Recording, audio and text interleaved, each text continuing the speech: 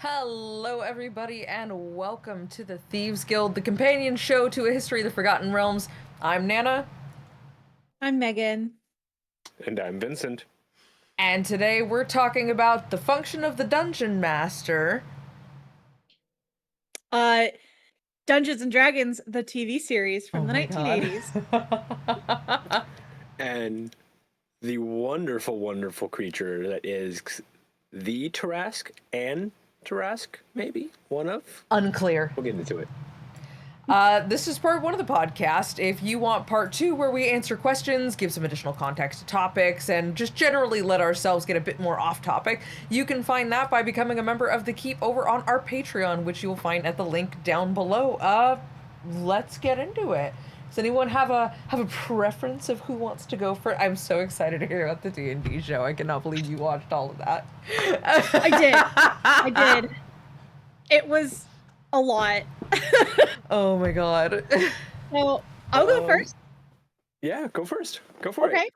So Dungeons and Dragons, the TV series, is an American animated TV show that ran from 1983 to 1985. And of course, like the name suggests, it's based on the Dungeons and Dragons role-playing game. So this show was created by a couple people. We have Kevin Paul Coates, Margaret, believe her last name is Loesch, Loesch, Loesch. Okay. And Mark Evaner. Ooh. Anyway, this show, oddly enough, to me, I don't know if it's weird to anybody else, but was produced by Marvel Productions, which is now Marvel Animations, which is now owned by Disney Studios. So technically, this show is now owned by Disney, and they're not doing anything with it. So You heard me. You heard me. If there are any Disney people watching this show, go do it. You know what you have to do now. It's such a fun kids show. Let me tell you, I enjoyed it so much. So TSR Incorporated held the rights to Dungeons and Dragons, which was purchased by Wizards of the Coast, and then it was purchased by Hasbro. So this is also technically the only like D&D/Hasbro cartoon that Disney owns. So I don't know how much they can do with it because of Hasbro. So question mark there. I believe Hasbro made a statement earlier this year. I will double check it and I will confirm or deny this down below. Right now, probably I'll edit it in there. I believe Hasbro made a statement earlier this year that they were doing something called Hasbro One Productions or something like that to house like comic books, film, and television for their properties, but it was unclear on whether or not Dungeons and Dragons was actually involved, because I think that is still technically Wizards' call to make. Interesting. Well, let's put a pin in that for now and see what's going on with that later. This show was also executive produced by Mr. E. Gary Gygax. And all the music was composed by Johnny Douglas, whom I had never heard of before this. And he does actually a lot of like fantasy things, so that's pretty cool. Some cast highlights include our favorites: Peter Cullen, Frank Welker, Russi Taylor, Sydney Really? Miller. Yes, and like a bunch of other voice artists that I had never heard their names before, but I knew their voices from other like 80s and 90s shows. That's So I was like awesome. locked in. I was locked in. This show has an IMDb rating of 8 out of 10, which, Okay. yes, valid. And Rotten Tomatoes doesn't have a rating. So I guess as a whole, the show doesn't have a rating. Season 1 has a rating of 75%, and the other seasons are not rated. But in my rating, my personal rating, I give it like a 4 out of 5. So Okay. it's great.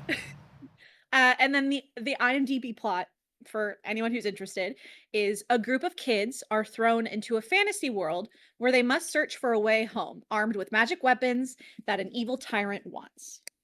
So very clear on what's going on here. Accurate. This show aired on CBS for 3 seasons. There are 27 episodes, and they run about 25 to 30 minutes each. So there are 6 kids. There's Hank the Ranger, Sheila the Thief, Eric the Cavalier, Diana the Acrobat, Presto the Magician, which who the fuck? I really hope his name like isn't Presto, because who names their kid Their Presto? kid Presto. I hope it's like That's really Preston, That is- and he goes by Presto for is- short. I really hope it's like That a is- mix. That is like that close to the former head of Nintendo America's last name being Bowser. Yeah, Oh my god. Did you not know about that? that's an actual thing. No. Yeah. Yeah, that is an actual. Crazy. Yeah. Oh wow. See, I don't know.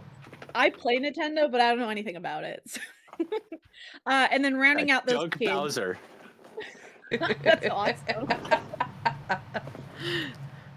And then rounding out those kids is Bobby the Barbarian. So the main goal of these children is obviously to get home, but like all Dungeons and Dragons campaign, thou shalt get sidetracked by a bull every time. And like they have to help various NPCs along the way. They do find various ways home throughout the seasons, but they never actually stay in their home. So, for example, in season 1, there is an episode where they have to ride a river that rains upwards to get home, but Eric the Cavalier is cursed to turn into like this ugly creature. And since there's no magic in their home, he can't turn back to normal. So when they get Oh, home, he God. still looks like that ugly creature. And he decides that he's going to go back to like, because he doesn't want to look like that ugly the rest of his life. You sure? This is the vainest. He is so vain. He is like every like vain childhood 80s bully that I've ever seen in a show. Like that's this trope. But the others, because they're so kind-hearted and lovely, stay behind with him. And then the portal closes. There's another example where like they meet a clairvoyant girl who can lead them home with some magic necklace. And then Bobby the Barbarian ends up throwing her through the portal so she doesn't have to stay, but it closes behind her. So they're always doing things that are like super heroic, but at the detriment of them going home. Gosh, it's so sweet. Like I was able to watch this show completely on the Roku channel. And once it started, I thought they just jumped right into it. I did not realize that the opening was the opening. So it starts right in a theme park on a Dungeons and Dragons ride, you know, with the kids who are like, I think they're like 15 to like 7 years old. And they get sucked into this portal, and all of a sudden they're in like random fantasy clothes, and Tiamat starts chasing them out of nowhere. I was shook. I was like, wait, hold on. First of all, pause. Tiamat, the biggest bad that I personally know of, is One chasing of, yes. and then there's like this short bald-headed creep who is like pointing at them and giving them their abilities and their magic items. And he turns out that he's the dungeon master. Which, And I in thought case this you didn't know this, spawned an entire line of costumes from Spirit Halloween, including what is now referred to as the official Dungeon Master's uniform, which is just his outfit and like the half bald cap. You'll have to add a picture because I unfortunately did not have any I photos for will this. pull it up and send it to you so you can see it now. But yes, I will insert that for the audience 100%. Hilarious. I was like, what is going on? This is so fast, but I realized it has to you just thrown right into it because of how short these episodes are. There's also the evil wizard Venger, who is like their big bad. I know, right? Venger. He's the one who wants their I weapon. thought it was Vanger. Thought they at least had a little bit more. I know, right? He's the one who wants their items to enhance his own powers. And he's been collecting magic items for however long he's been collecting them. He is actually voiced by Peter Cullen. And since this show came out before the Transformers, he sounds like a very sick Optimus Prime. It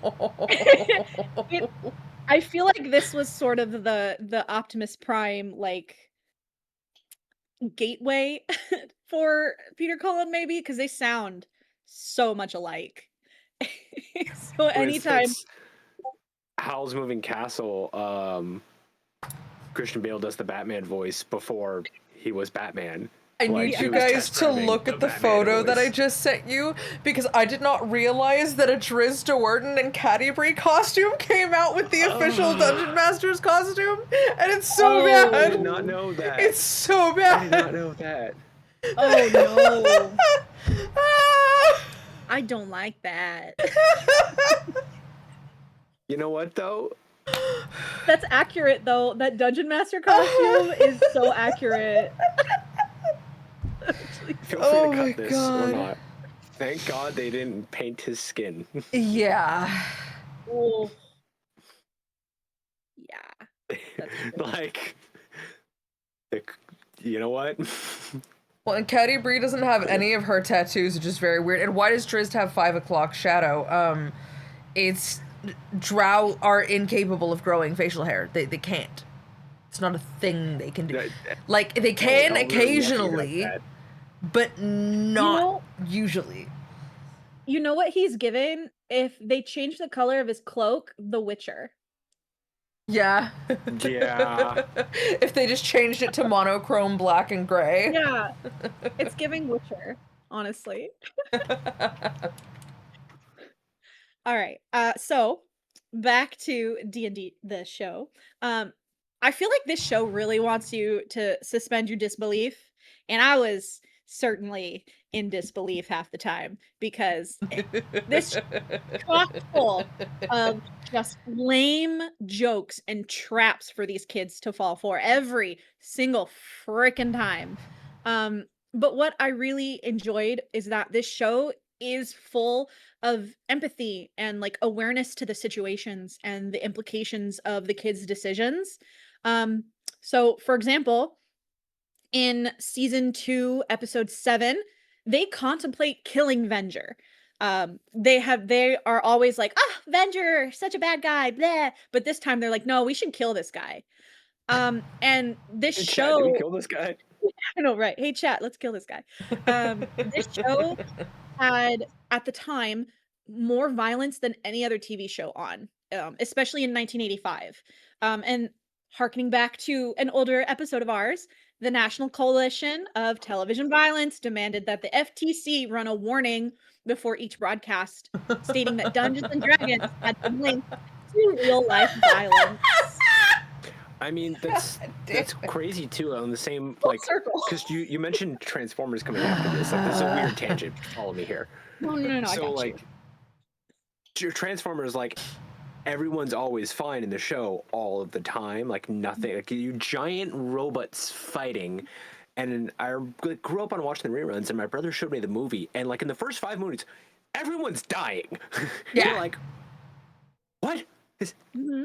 What is happening? It's so like so it's really funny how they like have so much violence and then hard pivot away, and then you have the Transformers movie where it's like, nope, right back to ultra violence. Oh, yeah. The death of Optimus Prime. Yeah. Spoilers for anyone who doesn't know that. It's been 40 40 some odd year old movie.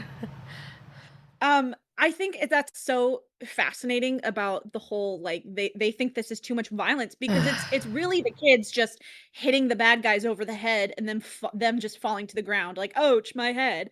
Like In there an wasn't era any where Tom and actual- Jerry already existed too, and Wile E. Coyote. Exactly. And I the feel Looney like Tunes. the Dungeon Master also had a lot of dialogue, being like, well, evil is a circle and, it can't be defeated until the circle is broken, and things that just kind of incited the violence a little bit. So I was like, is the DM supposed to be helping these kids or hurting these kids? So I was like, is this a real game? What is happening? That's why I was like such in disbelief about this. I was like, what is happening here? Like, is this someone's real campaign playing out on a TV screen? Like, what is going on? Um, Another thing I enjoyed were all the different D&D monsters and gods that are in this show. You know, there's dragons, there's a beholder, there's like gigantic bugs, Lolth, both in like pretty lady and like scary spider form. We've got unicorns and lizard folk and like orcs. And then these adorable little things called cloud bears, which they really do look like Ewoks because fun fact, the episode that has these cloud bears that look like Ewoks came out the same year that Return of the Jedi came out. These Uh-huh. cloud bears not only look like Ewoks, but they live in a forest in trees. Legally distinct cloud bears. I'd Yes. have to see Are they because Ewoks okay, or are they Care Bears? I don't know.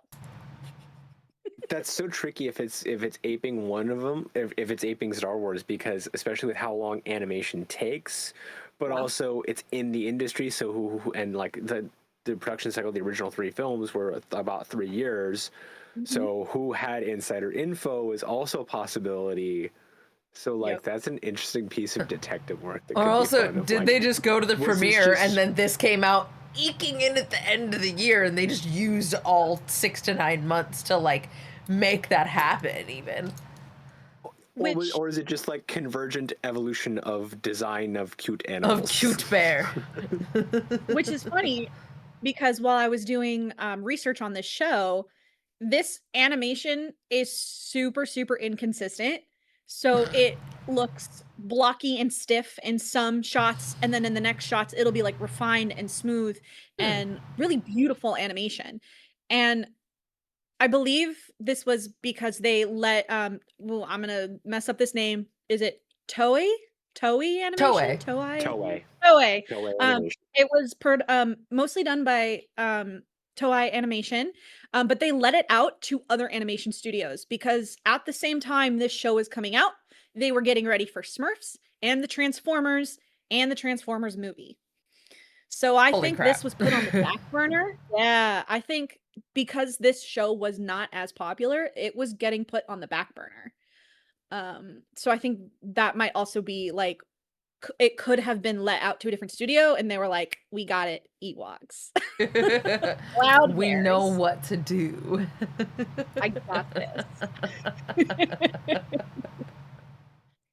I Uh, I'm so glad that I watched this. Like again, it's just funny and a show that I've never seen anything like it. Like I mean, I I don't know much about Dungeons and Dragons, but it really helped me learn more about Dungeons and Dragons. Like it was made for kids and they do very well to over explain things to you. Like they over explain the world and like the like the elements of being a ranger, being a barbarian, like all I of these love things. that. So it is really nice because it's definitely this series. I know this series does have campaigns made, but before I learned that, I was like, this would be a great starter campaign for children.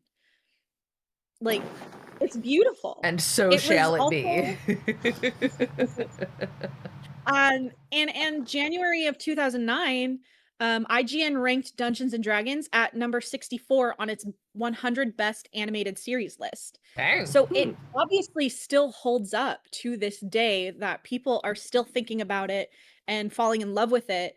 Because there's so many animations from like the like 80s that just kind of fell by the wayside and are like become obscure. So it's really nice that this isn't one of those. Especially if you're like looking for Dungeons and Dragons. What year did Wizards release the Magic the Gathering Saturday morning D&D Ooh. set? They did a secret layer Oh. set of the cartoon. Yes. 2021. That was Hey, there we go. yes. Yeah, 2021. Yeah, I have them. I have them. Nice. Yeah. Only secret layer I bought. That is so cool. Like I don't play Magic the Gathering, but like I kind of want those cards just to like have them on my wall now. Like Well, I've got a binder of just Shadow cards that are box. like collectible. Mhm. Like I've got the cards I used for play, but then I've got those are in my like nope, these are We'll keep Special. an eye out for them though, because like I have a binder too. Oh, cool. That's a lot of them are from the Baldur's Gate sets, and I have all of the classic D&D module cover art as Ooh. cards Oh, I love Yeah. and that. like classic That's so monsters. cool. I know all the art for this show is just absolutely beautiful. Mm-hmm. But yeah, so that's basically the whole show. Like, unfortunately, it was never finished. So the final episode, they had something written, but it was just never produced. And many people do claim, I think it's like a Mandela effect because there are people who claim that they did see a final episode, but it was never released. There is a script called Dungeons and Dragons Requiem: The Final that was finished Mm. in 2020. It is courtesy of Michael Reeves, who produced that which is fan made. It uh, came with the DVD box set released of the Mm. series, and it includes a performance script as a radio play. So it was never animated. So yeah, I don't know where people were getting the whole yes, I watched this when I was a kid. It was finished. And then all of a sudden in 2020, during the pandemic, the final script was released. So I'm not sure where people were coming up with that. People's Memory is a brains funny do thing, and weird hubris is I don't things. know. strong. It could have been a mix of maybe things that they saw and just associated it with this show. There Generic are fantasy people who settings. will confidently look at me and go, "No, your name is Anna." No, as the person whose name that is, I'm pretty sure it's been Nana for 30 years. Yeah. I do know they also continued the story. So this is one I found out when I was trying to see if any of that fit into the timeline, in the greater timeline. Hmm, So it doesn't take place in the Forgotten Realms until the comic book continuation. interesting. And the comic book continuation then folds it into Faerun in a very dubious way, in a very like, don't look too much at the details, but we're in Faerun now. It's been in Faerun Listen, this whole it's time. Faerun. Absolutely. Don't look too close at the details. Unless the detail Well, was written by Greenwood, don't look too close at the detail. Yeah, and so, it, like from that point forward, it was very woven into it. right. But Well, and one then of the there's three things, modules that they put out, which are Uni and the Hunt for the Lost Horn, Signs of Elemental Evil, and Hold Back the Dead. I can see Which you all looking at your three of notes like, those. yep, check, check, check. yep, I was like, I got all of those on my list. Like, yep, yep, yep. Good job. And one of the things that I had to go back and watch because I was shook to my core was if you're a fan of Dungeons and Dragons: Honor Amongst Thieves, Oh god, these 6 yes. kids have a cameo in the Yes, they Labyrinth of do. Neverwinter. And Uh-huh. I mean, the first time I watched this movie, I was like, "Oh, cool. A bunch of people running around the labyrinth are gonna die." And then as soon as I read that they had a cameo, I went back and found the scene and was like, "Oh my god." We They're in their were watching costumes. it, and I was like, hang on, go back. Was that? No, we went Yep. back like 3 times just to go, oh my god. Yeah, it's kind of like a blink and you'll miss it. Like, they're kind of like right behind Michelle Rodriguez's like barbarian character Mm-hmm. when she's speaking to somebody Hoda. else. Yeah, you can see them and they're all just kind of Mhm. like standing there looking around, like they don't know where to go. And I was like, "Oh my god, like the exact perfect It's the guy. costumes." They're adults now, which I was like, I wonder what happened. Like now I'm like, what What are the happened? Like they went implications of from this? kids and now they're adults. Like, have they been here this whole time? Did they get pulled back in? What is going on? Like, It's a where's the dungeon Dreamlight Valley master? situation. They went on and lived their lives, and some lich pulled them back in and went, "We need you." And you're like, "No, I want that Um, story. not this again." I'll go back into it as an aside with the film. hmm As a bit of a touch on it in part 2. So don't let me forget to jump Oh back into that. Got it. In part 2, I am gonna go actually through the other media that this show has shown up in. Oh hell Um, yeah! because there's a lot. There's a lot of stuff that as of recently, this show has been getting probably because all those 80s kids are growing up now. There's more and more representation of the Dungeons and Dragons show now than there has ever been before. So I'm gonna go through all that in part 2. Oh But yeah. that is pretty much a very quick, basic rundown of Dungeons and Dragons the series. Thanks for And coming to my TED Talk. out of 10 dragons, how many would you give it? How many dragons does the Dungeons and Dragons Um, TV show get? we'll go with a 7.5, just because I was face palming a lot because of the really bad 80s jokes that I just can't get over. So 7.5. Awesome. Yours actually kind of segues, pardon me, whoa, really well into mine. That I blame the Pepsi. I'll cut that out. Your segues really well into mine on accident. Because we're talking about like, you know, does the dungeon master like is he just making them fight? Is he egging them on? So I read something interesting, right? I had to dive through all those old Europa magazines, and this is now a part of the Internet Archive that I spend a unholy amount of time in.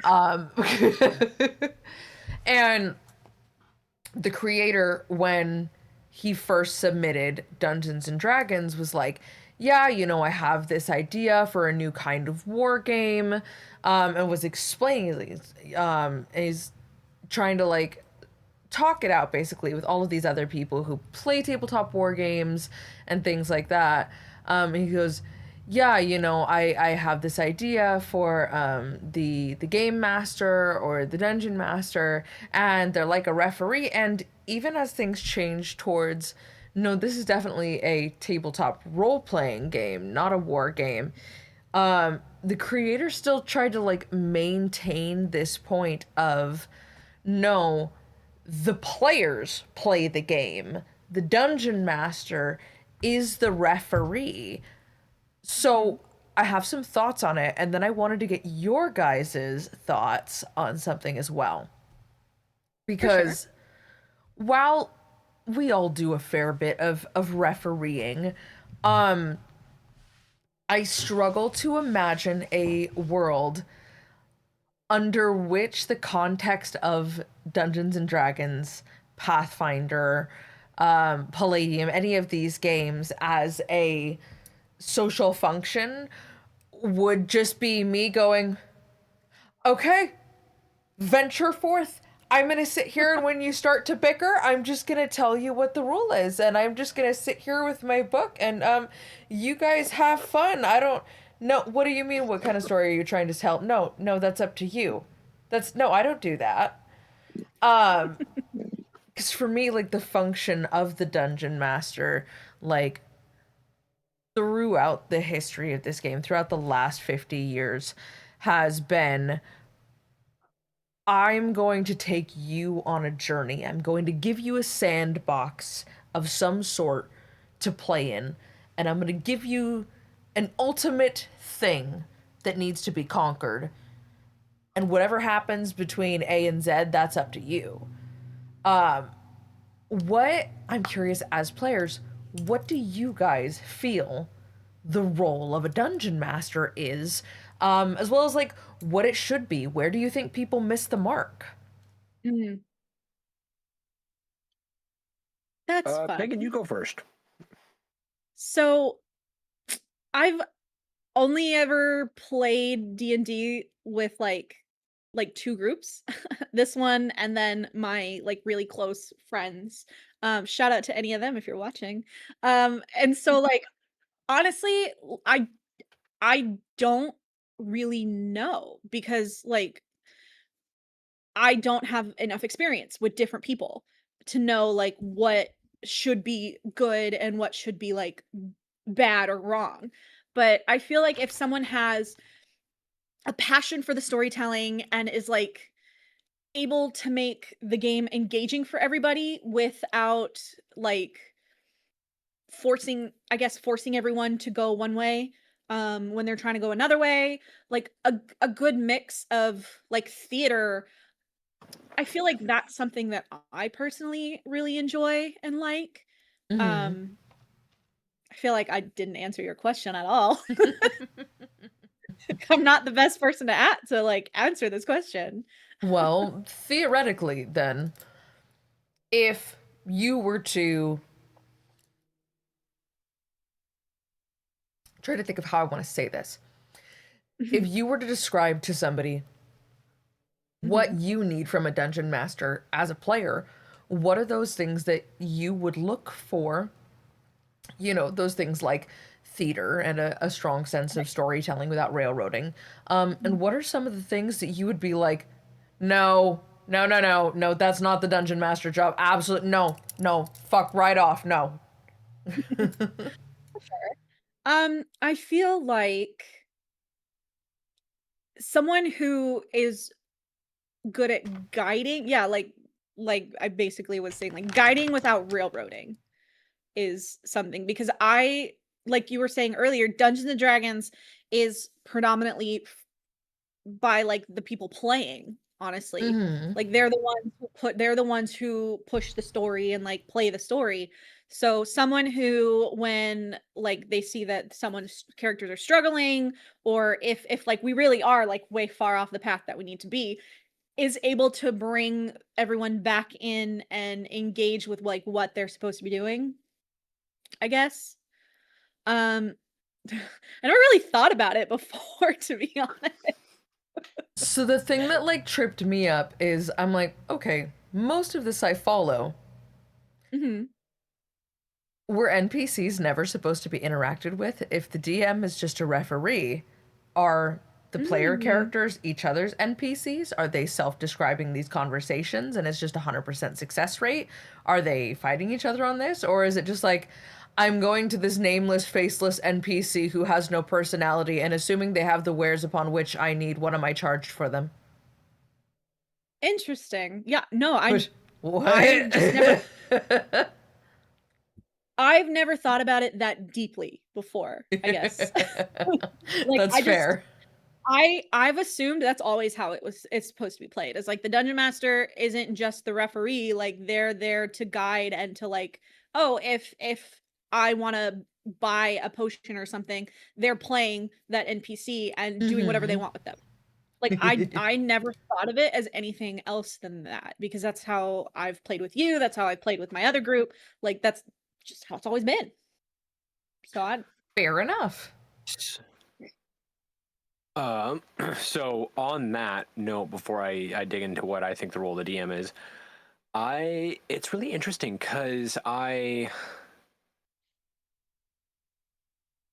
when we were like trying to build out the campaigns and the series of campaigns and when to run them and which ones to run and which ones to not run and which order and everything, I was also trying to figure out how long everything should be taking us, where we need to be cutting fat, where we need to be cutting stuff to help expedite things so that we don't end up with a 30-year thing Spoiler just to alert. get that. It doesn't matter how much fat you try to trim, it doesn't happen. You all are in control of the story, and whenever I tend to think that something's only going to be a quick 6 episodes, that's when it turns into 12. So that really touches on a lot of what I'm saying, though. That's a great example because I would look up like other people's experience and they're like, oh, we ran all of Tyranny of Dragons in a gear, and I'm like, and you look and like, oh, we play like once, maybe twice a week. Sometimes we skip weeks. I'm like, how? Ow! Oh It took yeah, us two we ran years to get through the first Icewind half Dale of in a Tyranny. night. It took us a few hours. Murder in Baldur's Gate is supposed to be 2 sessions max. Yeah. seriously? That took us like Yeah. 3 that took us like 3 months. 12 episodes. 12 episodes. Yeah, And dang. so the only thing I can think of, the only answer I have to that is people are not role playing. People are saying, yeah, I'm going to go up to them. I'm going to roll for persuasion to get them to give me the information I need. Okay, I succeed. Okay, moving on to the next thing. People's Like they're idea of just, role playing is so brief. It's crazy. They're like, what? I do a funny yeah, like voice every they're, once in a while and I talk to the shopkeep. That's role playing. Like, yeah. It, it seems like the more common thing, what? weirdly enough, is that they're not digging into the story, and it's just kind of like getting from checkpoint to checkpoint to checkpoint to checkpoint until they reach the end point. I've played a one shot like that. It was like a vampire one shot, and I was playing with my friends and my dad. He hadn't played since like the 80s, and that's how he played. He was just like, "Why are we talking? Why are we talking? Let's go. Let's kill something. Let's go go go go go." And I was like, "Slow down. Like we got role play a little bit." And he was like, "No, that's not how I played." So I Yeah. get that. So like That's wild. I think I think that's where that mindset of the referee comes in. And like that said, I think it's the role of the dungeon master to put the characters through the meat grinder, make their lives as miserable as possible. The characters and the players are not there to have fun; they are there to die, all at the enjoyment and personal pleasure of the DM. I'm absolutely fucking kidding. No, that's not completely wrong. That's an evil DM. Don't do that. That's going on TikTok with absolutely no context. I'm gonna cut it right before you say I'm absolutely kidding. I'm just gonna cut out a chunk of time. It's just gonna be me and Megan looking at you like with the animated blink blink sounds. Huh? No, you don't understand. You're taking it out of context. Genuinely, actually.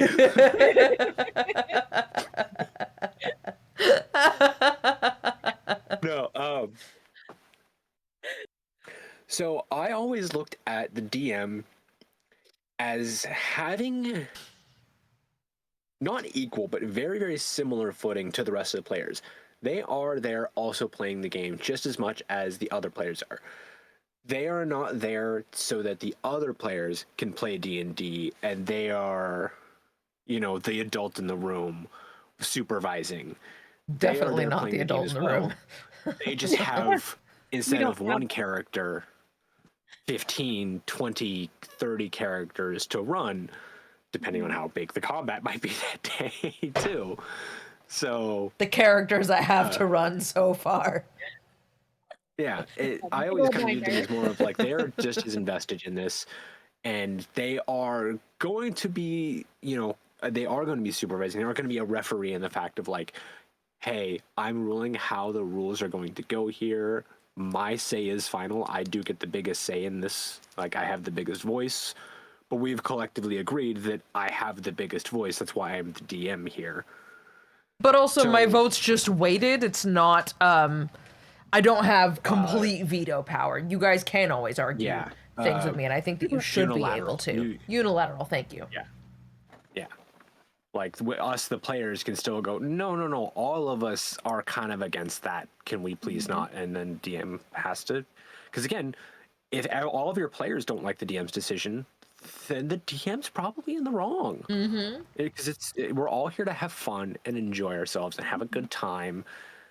At the end of the day, even if we're streaming it on the internet, even if we're trying to do like, it doesn't matter what it is, we're still just here to I have still fun. want you guys to have fun. If you guys weren't having fun doing any of this, I'd be like, guys, why are we doing this? I understand that we're putting a show out on the internet, but like, we all have to be having fun. None of us should be. totally. It should not be this big stressful. I'm gonna have a panic attack because oh god, D&D's coming up thing. Okay.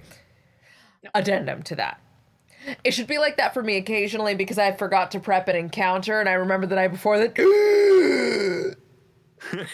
But that's kind of the only situation. Oh, I needed to prepare so much more than I actually did. I think it's more of like stress and panic of, oh my god, it's D&D night. My favorite night. Like, My mechanic just texted me that I need to call him, and I'm now having a panic attack over why that might be. It's smart to just be like, Woke up to, hey, call me. nobody calls me, just text me.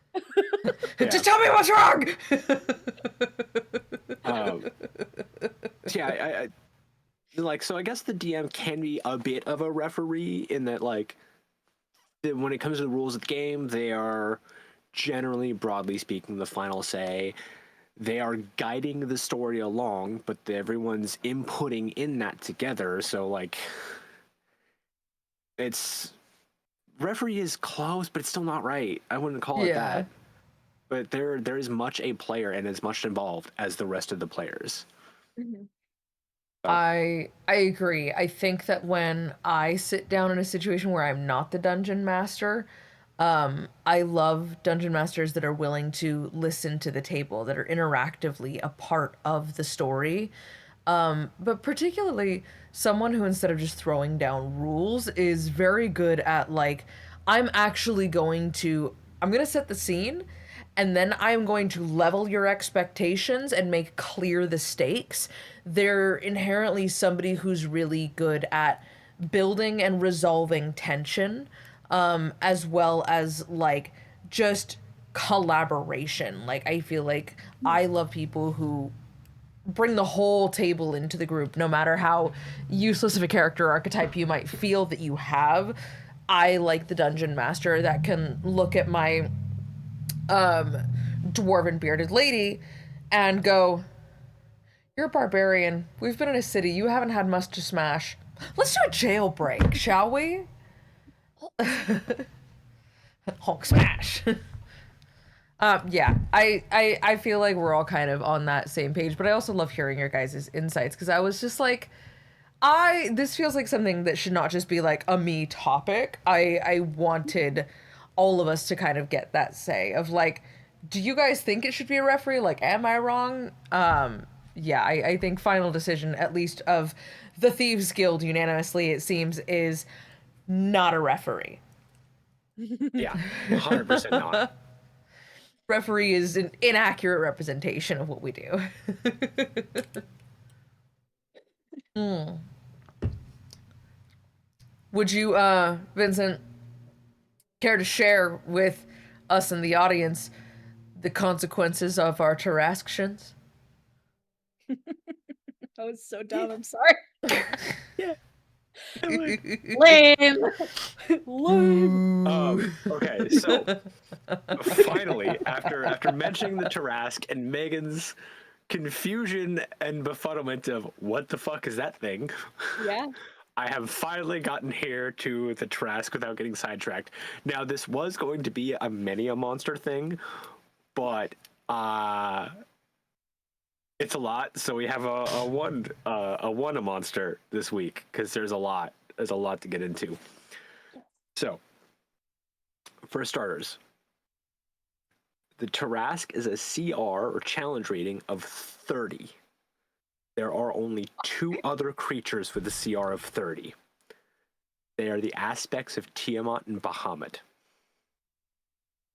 Fucking Tiamat. Oh And God. again, mind you, I said aspect, not them Not them. themselves either. Ado. To help build the scale of like this thing's powerful and also still doesn't scrape that of a god. Terrifying. It is horrifying. For its stats, I'm gonna get a little bit little into detail here on its stat wise, and then I'll get into some lore, and then I'll get into more stat and stuff on the back end. Its 6 stats are strength of 30, dex of 11, con of 30, an intelligence of 3, wisdom of 11, and charisma of 11. Wait, it barely 3? qualifies as sentient. I got no words. I could not understand a damn thing you said. An intelligence of 3 means it barely qualifies as being sentient. 3. Yes, it is it is when you use. It's effectively a plant. No, it is above that. 2 and under is a plant. 2 and under. 3 Okay. 3 is sentient animals. Oh my Oh my God. God. So dogs, cats, rabbits, horses will all usually have intelligence of like 3 to 4. For babies. Yeah. But keep that in mind. That actually is like a bit of a useful thing here. So it has a +10 to its strength mod. And so in the 6, it's 0, +10, -4 on intelligence, 0 and 0. And for its saving throws, it gets a +10, +9, +10, +5, +9, and +9. Jesus. Jeez. It's got an AC of 25. Dear Got God. blind sight of 120 feet. Blind sight. So Oh. while it is not immune to the blinded condition, it is effectively immune to the blinded condition. Listen, you're getting into the realm of effectively a god. Like this is some God King Daddy Emperor shit. It gets so much worse. Oh God. It is the size rating of gargantuan with the addendum of being titanic, a title shared only with 20 creatures, including the Terrsaque, one of them being the Kraken. Not even any of the oh my god, I did him 2 weeks ago. Thessalar. Thessalar. Not even any of the Thessala monsters are gargantuan or titanic in size. Wait, what about the Thessalar's Kraken that lives in the sewer? This Thessala Kraken? I thought you said don't think I that remember was the seeing- one that was giant. I don't think it was gargantuan. I will triple check myself, but I don't believe it was.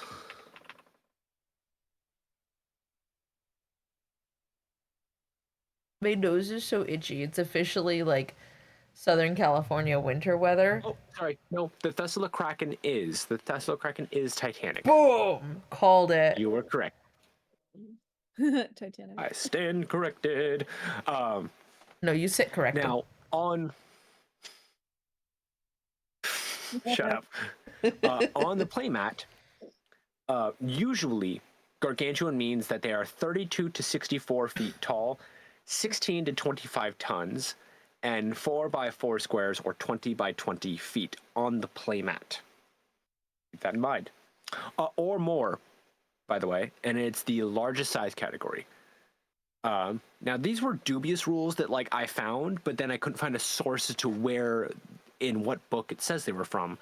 But supposedly, anything that is gargantuan has a 15 to 20 foot reach, -4 to its AC, +12 to grapple, and -12 to stealth and hiding. But I couldn't find where, in what book these were from.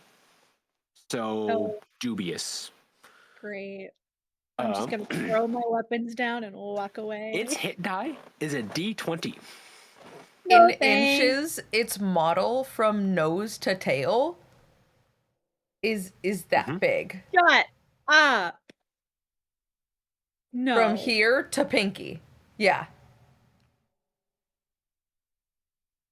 Because an inch is 5 feet.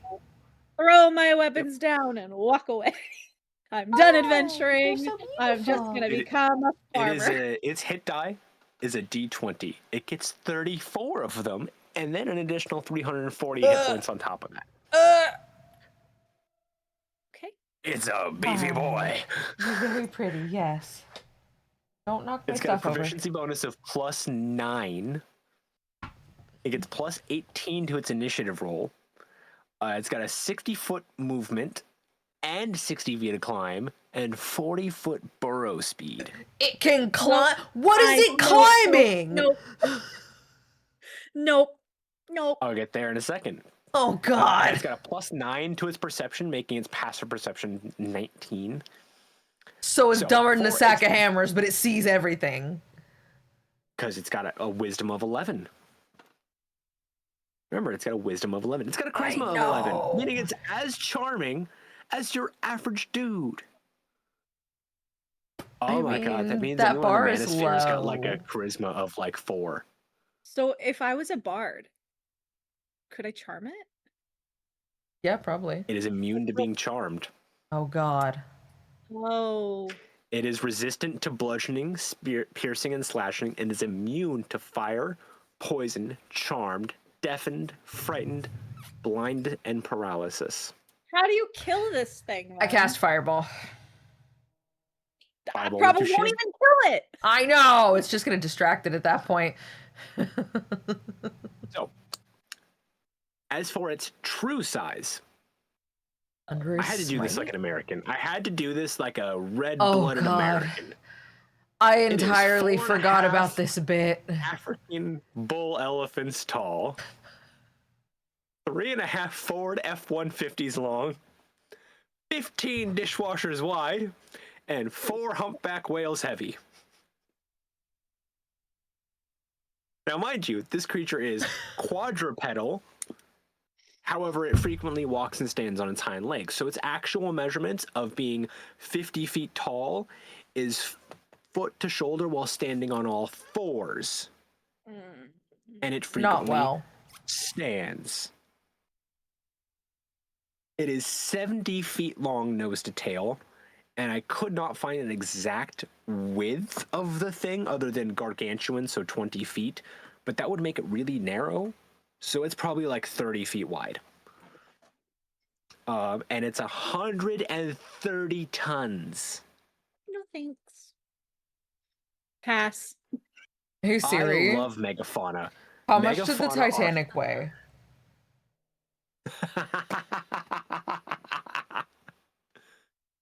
Okay, cool. It's not quite a Titanic. No. I had some other things I wanted to use, like the Burj Khalifa as like reference, and that's way too monumental. It's of way a too thing. large. I will, But it could but I also climb was it gonna use, faster like, than you think it could.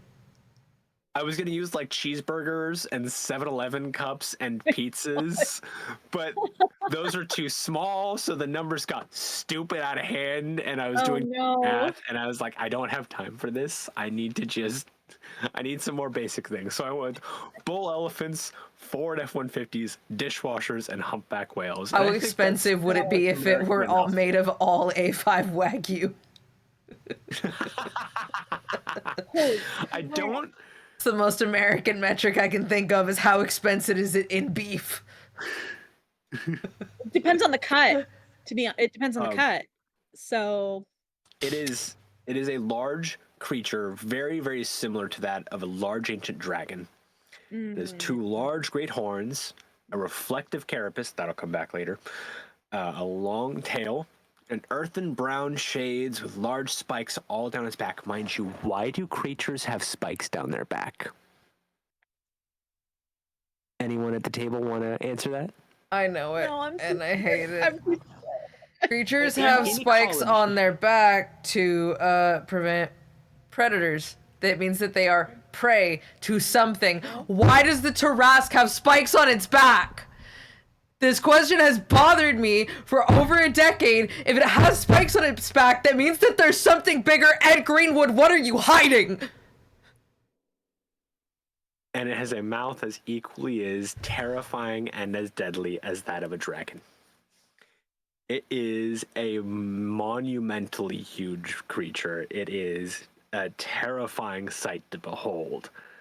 They are not impossible to kill, but very, very difficult. Now, it is frequently referred to as the Terrsaque. Supposedly, there is only one, eternally slumbering in the world's core, much like Needhog, and is intrinsically linked to the prime material plane. You can't stop it, you can't kill it, and all you can do is maybe lure it back to sleep in the Earth's core. There's allegedly ancient texts that teach one how to kill it and or lure it into another plane of existence, but that is also dubious at best. Let me get a photo for you as well, Megan, to help fully contextualize I'm scared and excited. the Terrsaque in its monumental. I'll actually use the art from the magic card. I think is a great. I would just 'Cause like it's to got a add a city horrifying in stat view. to your bit. According to the Ed Greenwood Discord, it has regenerative properties. That's a dinosaur. Yeah. That is. That's a dinosaur if I've ever seen one. And I love him so much. Oh my gosh. Yeah, I it is. I kind of That's like a good one too. it. I kind of like it. I'm not scared of it. This is actually a really cool photo as well. No, I that's love this one because this also gives the scale of it too. Because it's picking up a horse with one hand, just ripping off God, the top that and one, building yeah. with another. Destroying Hogwarts. You can, and that thing is ripped. Why is it so Why muscular? is it got abs? That's what I'm saying. Well, that's how it abs? stands It's shredded. straight up. It frequently just like picks itself up and starts grabbing things like it was always meant to be bipedal. This is a quadrupedal thing. I think it needs its nails done. I mean, its nails look pretty great. I'm gonna be honest, like shockingly good. Our best nails. Shut the fuck up. Sorry, I just realized that they gave it the predator eye shine, but it has the prey spikes, and I have so many questions. I have so many questions right now.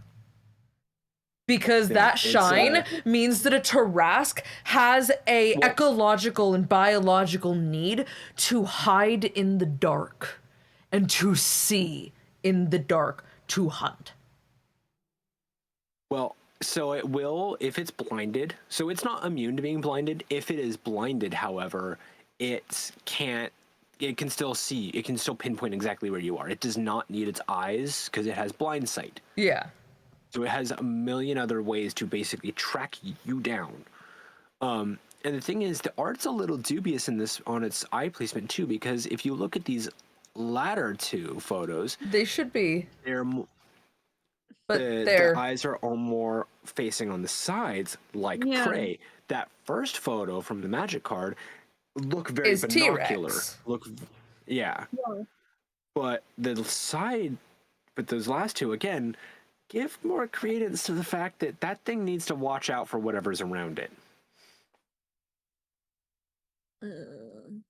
Now, one of the origins, there's several different origin stories from this, but you mentioned gods, so I'm going to bring up this origin for it now. I need to find it because that's more stats. That's more stats. Here we go. So one of its origin stories is that it was created by the Primordials during the ancient Dawn War.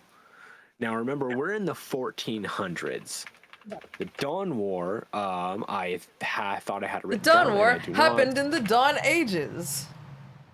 Yes, but for a year time, you're looking at, I can't find one. What is it in realm years?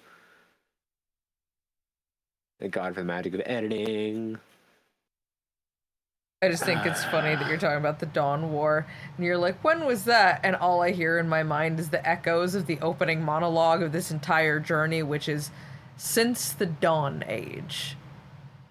And that's not even the furthest back I could go. Yes, the Dawn War is not the furthest back things go. 10,000 years prior to our current time. 10,000 so it's old, too. Years? Give you such a crick in the neck. Sorry, had to be done. Don't apologize for that. That was excellent. Supposedly, one of its origins was it was created by the Primordials during that war. They were created, or the Terrsaque was created by them, so that they could seize control back from the gods and remake the world once over in their image.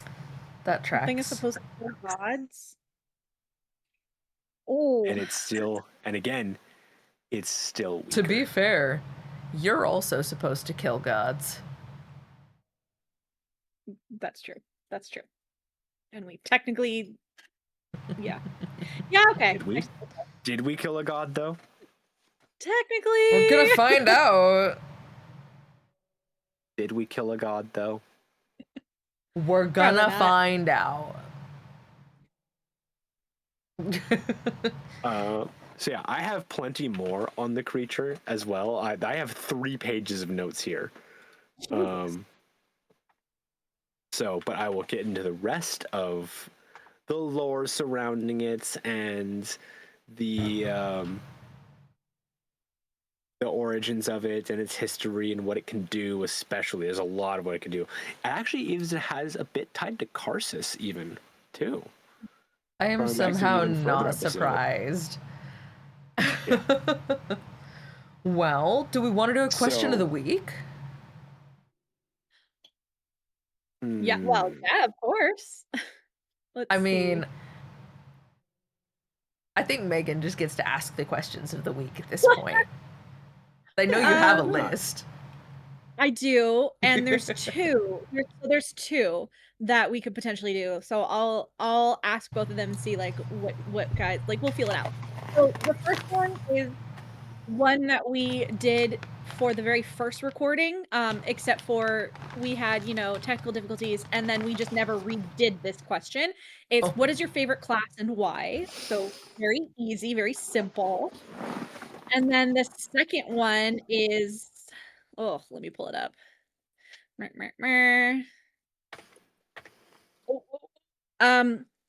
Okay. What actors would you like to see in the Netflix live action Baldur's Gate 3, and which characters would they play? Because we know that the Forgotten Realms is going to be a Netflix series sometime. When? Don't know. But this would just specifically be Baldur's Gate 3. Netflix, this is my formal appeal to be your narrator because Amelia Tyler is busy. Or, if you just want to give somebody a shot, maybe. Which one are we feeling? Either one is excellent. I like the latter. Let's go with the latter a little bit. Okay, cool. Immediately I can't see anyone else being Neil Newbon. Agreed. I was gonna just say too, if we do this one, they cannot be the OG voice actors. It has to be someone different because I just know they're not gonna choose the OGs. Like, it's Netflix. They probably will go with other people. Even though the voice actors are fine.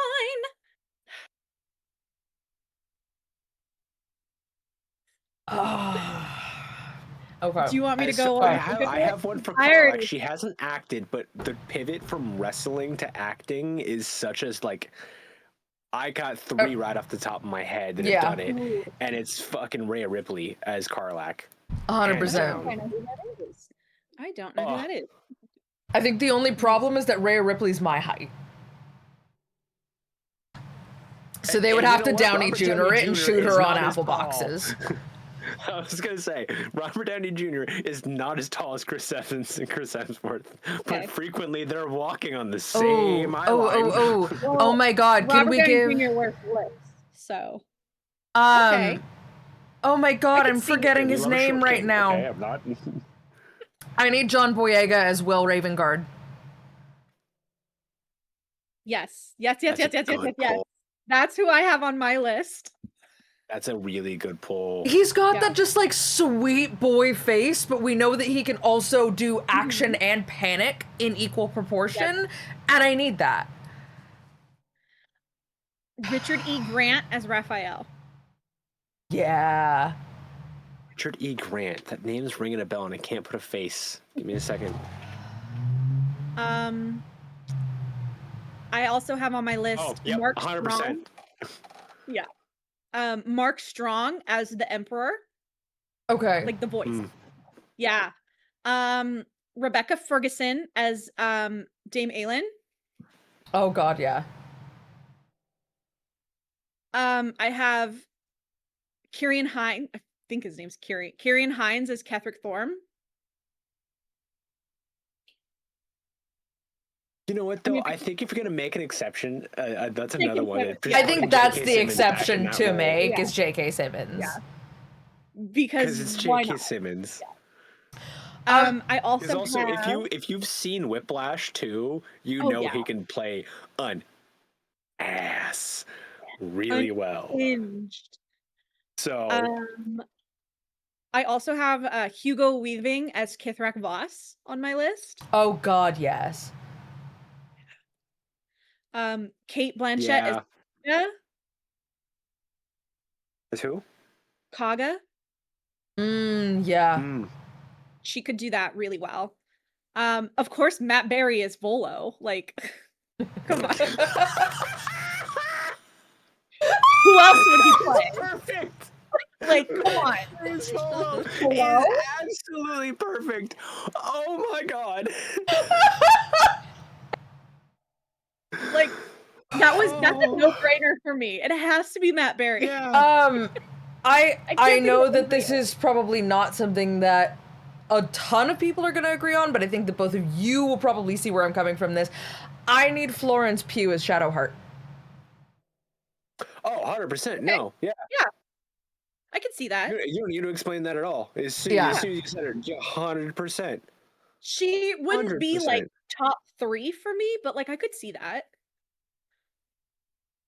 I would say like Mia Goth maybe. Do Shadowheart or even Orin. I could Like see her she's as got that Orin. kind of like I could yeah, see she's her as got Orin. this She kind of, does like, creepy really well. otherworldly, creepy. Yeah. This one is really popular. Katie O'Brien is Karlach. Katie O'Brien, why do I know that name? They were in oh gosh, The Mandalorian. And yep. yeah, that seems to be the internet's favorite right now is. And then Astarion, like I struggle with Astarion because there's so many people and yet no one that I would want to play Astarion. Like my mind immediately goes to like Cody Fern, Tom Hiddleston. If I can't have Neil, it like, you know? Cody Fern is probably my number 1.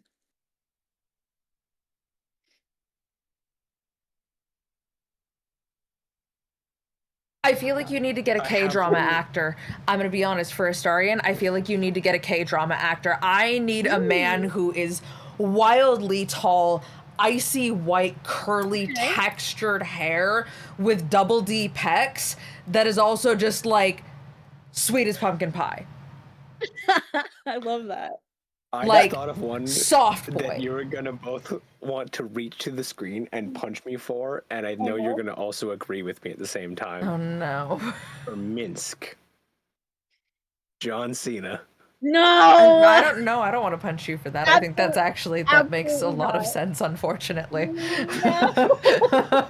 Unfortunately for all of us, that makes a ton of sense. No! You're either Not gonna even- want to punch me or agree with Well, me. because I if don't he were wanna still punch alive, you, I would but be not like, agree. no, it obviously needs to be Michael Clark Duncan. But we don't have that option. Yeah. Damn. It's no. like, Duncan as Minsk is if he were also still wonderful. schmoovin' and dancing, I'd be like, obviously Tim Curry would need to be Astarion if we're talking heyday. Yeah. Mm-hmm. Oh yeah. Give me like an unknown Angelica wrestler. Houston would need to be Shadowheart for very obvious reasons. Yeah. 100%. You pluck anyone from certain eras of time. Yeah.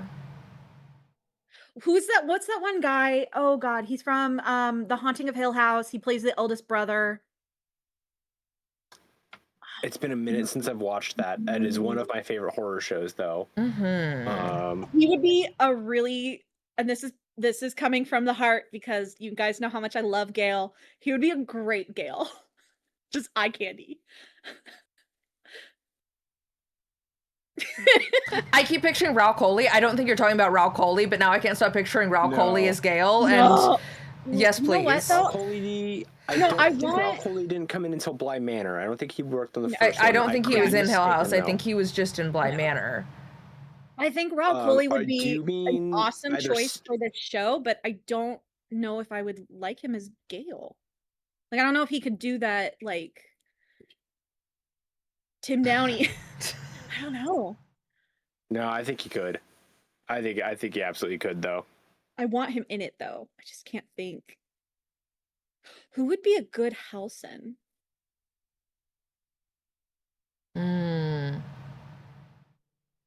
That's also another good John Cena role. I'm just gonna say. Yeah. Ooh, Daniel Day Kim is Big Cazador. beefcakey man. Oh. John Cena. No, you can't make Daniel Day Kim Cazador. Oh my god. Like, yes, he's perfect, but no, you cannot make him Cazador. But yes, make him Cazador.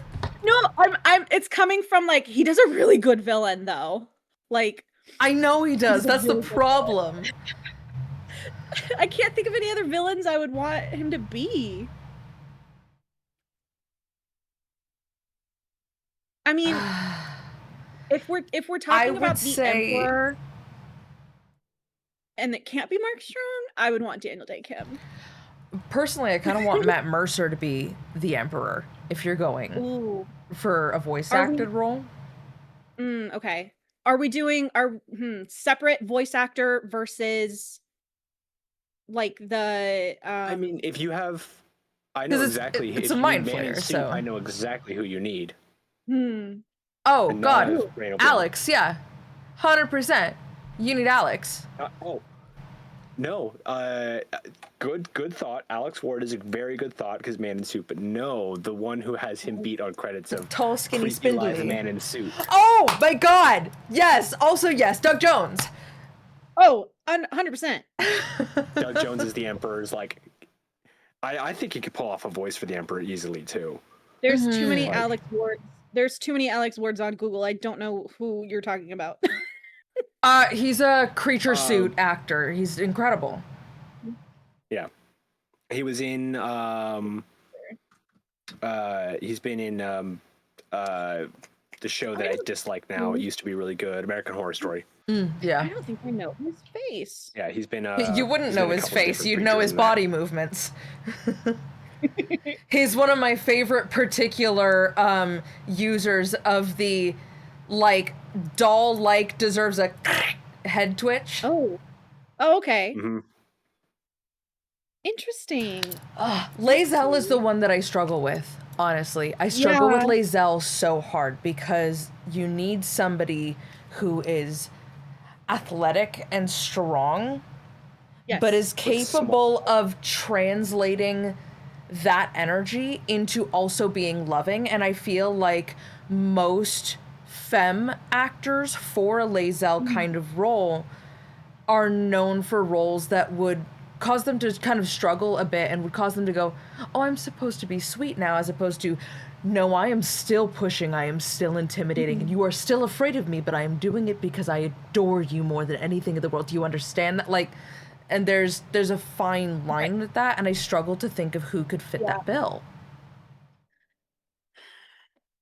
I honestly I couldn't think of anyone either.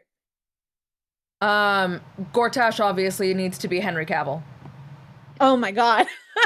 Because he's supposed to be young and handsome. He's and we supposed to didn't be get that young and in Dune. handsome, and also Like- Cavill really deserves an opportunity to just be a villain.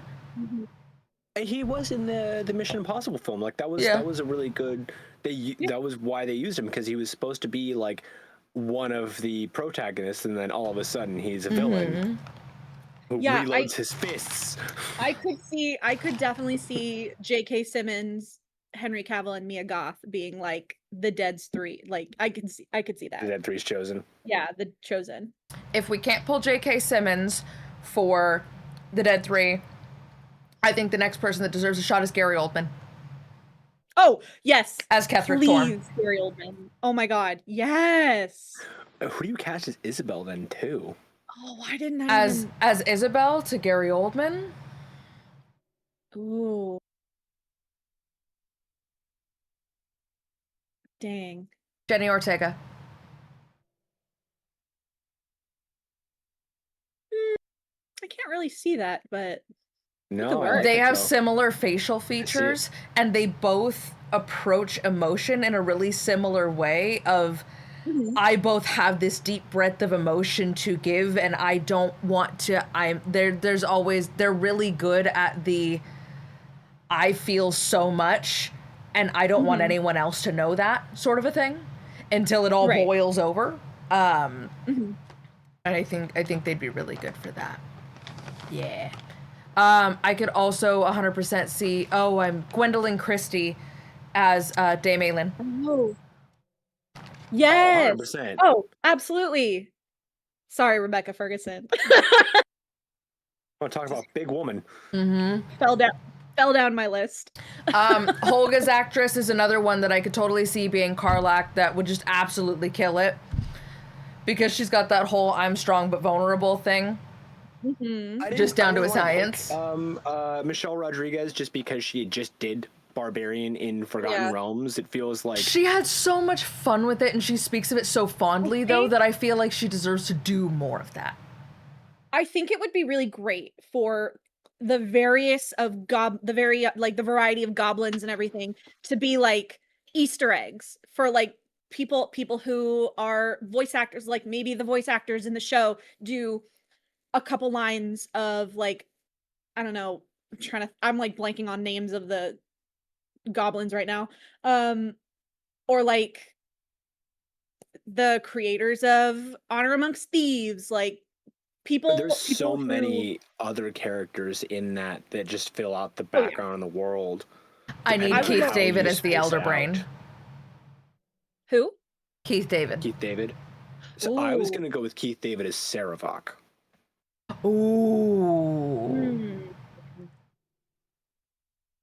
Especially because Terrsaque's OG voice actor too, like they've both inhabited that same realm of deep, menacing, powerful voice. Netflix, if you won't take me for the narrator and I can't use Amelia Tyler, obviously it needs to be voice of my childhood and my adulthood, Laura Bailey. Aw. I would also say that Keanu Reeves is a great runner-up for Gortash because I think he would have a lot of fun just being a dick. Oh, totally.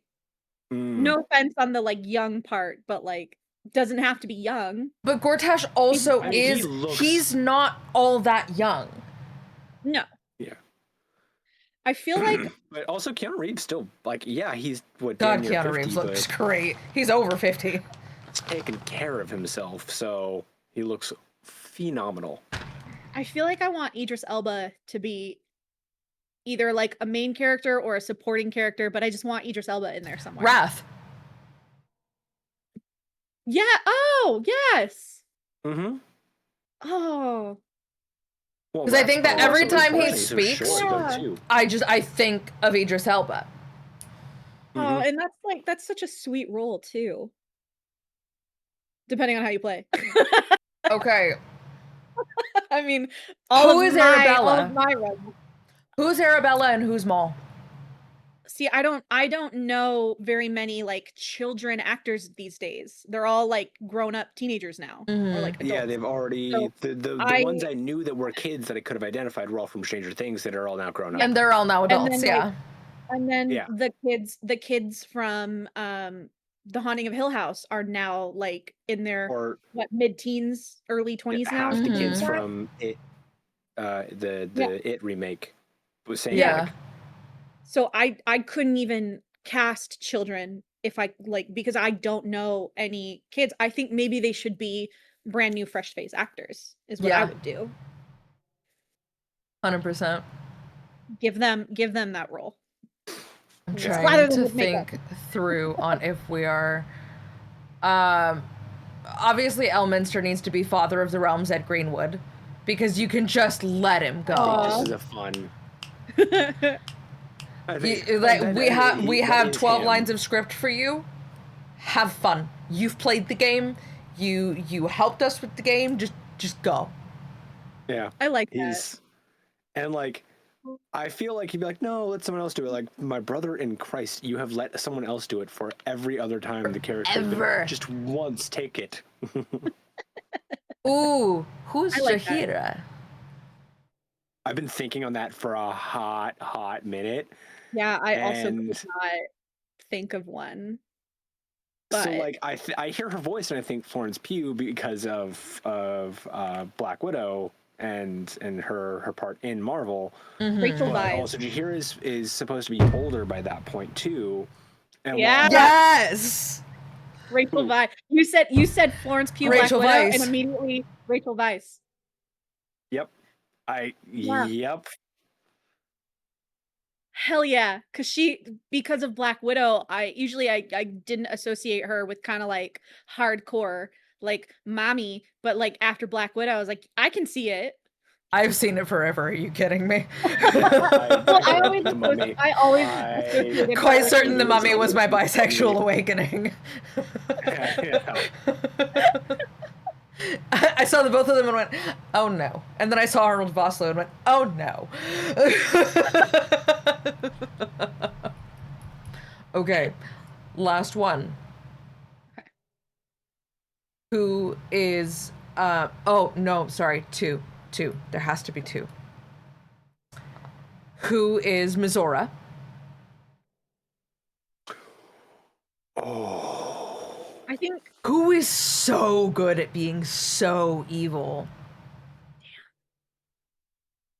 But also, Because first I No, kind so of think hot who and played so good with Hela. words that, Mia Goth could also.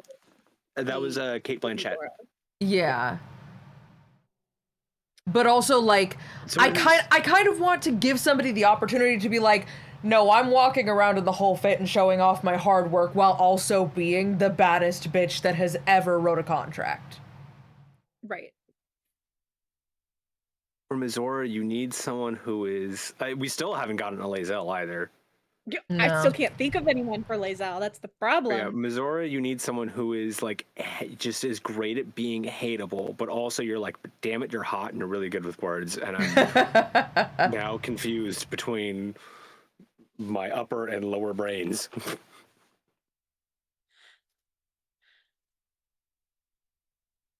I don't know why I keep wanting to come back to Mia Goth. Like, there's so many different characters I think she could do really well in this, like, in this game. Hear me out.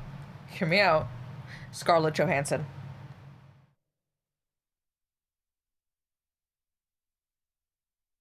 For I Lae'zel. wouldn't. Oh, definitely wouldn't. I wouldn't. I can't see it. Fair enough. I can kind of see it, but the other one I think of too, the other one I'm drawn to is Jovovich. Then Her daughter would probably be good. Whose daughter? Mila Jovovich? I can't remember her daughter's name. How old is her daughter? Because that could get creepy real fast, and I would not want to put a teenager in that position. That's true. Yeah. Lae'zel is a true. fully Also- grown woman. That's true. I have no idea how old her daughter is. I was thinking she was like in her 20s. She I might was be a just having a teenager moment for all I know. of does she have a daughter who is at least 18 now? Is that how Oh, old yeah, I I have don't know. reached? Oh my god, am I that old now? I need to. That's go. her fucking name, Ava Green, as Mizora. Yes. Yes. Yep. You said a second one though. You had a second one. Yes. Who is our favorite tiefling bard? Who does Weeping Dawn? Because I feel like it should be somebody who can also sing it. I think that should go to somebody who just gets to be the joy of that character. Oh. So there are a lot of actors that can sing really well too, and like just don't show it off much or isn't their Yeah. biggest thing. So there's a lot of actors that probably could, and we just don't know it. Or again, open it up to somebody who's not famous. Mm-hmm. Oh my god, make it a completely digital character and let Iron Mouse do it. Nice. Yeah, Mila Jovovich's daughter. I love that. So she's out. Sorry. Okay. The only I'm other glad I have person not I reached can that possibly old think yet. of for Lae'zel is maybe Rooney Mara. See it? Yeah. But I don't know if I want it. You know? Yeah, but you're also one of those people that looks at Lae'zel and goes, ew, pass. So, like, I That's think very that true. might be clouding your judgment. Very true. Very true. Because it's hard to picture anyone in, like, full pixie nose green skin makeup. True. Whereas I'm like, Watch them my cut abusive light. frog wife smash. Oh, so I was actually mixing up Rooney Mara with Numi Rapace, who was the original girl with the dragon tattoo. Right. Not the Rooney Mara was the remake girl The with the remake dragon tattoo. one, yeah. Yeah. I still can't think of anybody. And it's not because hard pass, but I just can't think of anybody. Well, and I would be like, hang on, let me get jacked, but I think I have a couple of problems that are a little inescapable that would disqualify me.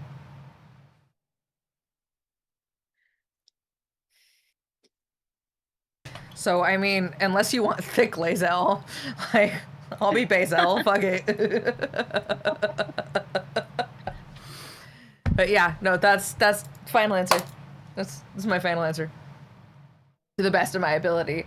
But I might come up with a definitive list just for funsies and put it in the free section of the Patreon. You know what? My final end on this list is going to be, I want Matt Mercer as the narrator. I'll do you one better. We're gonna go oops all Mercers, and he's gonna be everybody. He's gonna be every character. Yes. If you can't get Matt Berry, Sam Riegel needs to be Volo. Yeah. Okay. Yeah. You can't get one. Thank you for coming to my TED Talk. Obnoxious asset. You get the other hilarious obnoxious asset. 100%. Well, you now I'm guys. thinking about, what about Wolverine? Oh no. Well, okay. I will, over the break, I'll come up with a list of tertiary characters that are just like beloved to our hearts. We'll each come up with like 4 or 5, and that'll be my topic because I didn't come up with one. And just as a fun exercise, yeah, we'll post it to the free section of the Don't Even Say It, save it for part 2, save it for part 2. I will. Yeah, as a fun exercise, we'll post each of our lists to the free section of the Patreon, which you guys will find the link to down below. Because this is great. This has been a lot of fun. I quite enjoy this as a brain exercise here. Do you guys have any final words before I roll us out? No. Perfect. Thank you so much for joining us today. If you want more of this episode, you can join us behind closed doors where we answer questions, expound on our topics a bit more, and just generally let ourselves get a bit more off topic than we even already are. By becoming a member of the Keep over on our Patreon, you'll get access to behind the scenes videos, campaign lore dumps, bonus episodes of the Thieves Guild, and more by signing up at the link in the description. Otherwise, you can find us over on TikTok at ATK of Opportunity. Catch back episodes of both the Thieves Guild and A History of the Forgotten Realms here on YouTube, as well as audio-only episodes of our shows on Spotify and Apple Podcasts. And by the time you're watching this, you can go back now and watch the first episode of Tales from the Keep live on Thanksgiving Day. And beyond that, it's going to be uploaded monthly. We're going to be cooking a recipe from around the realms here on our channel, and you'll be able to watch back episodes of that. And if you're a member of the Keep, you'll be able to join us live and cook along. I'll be posting ingredients lists, full recipes, beautiful photos. It's just going to be a generally good time. Otherwise, we'll see you live on Wednesdays at 7 p.m. Pacific for A History, and Fridays at 10 p.m. Pacific for the library. And until we meet again, no, we didn't. Bye. Bye! Bye.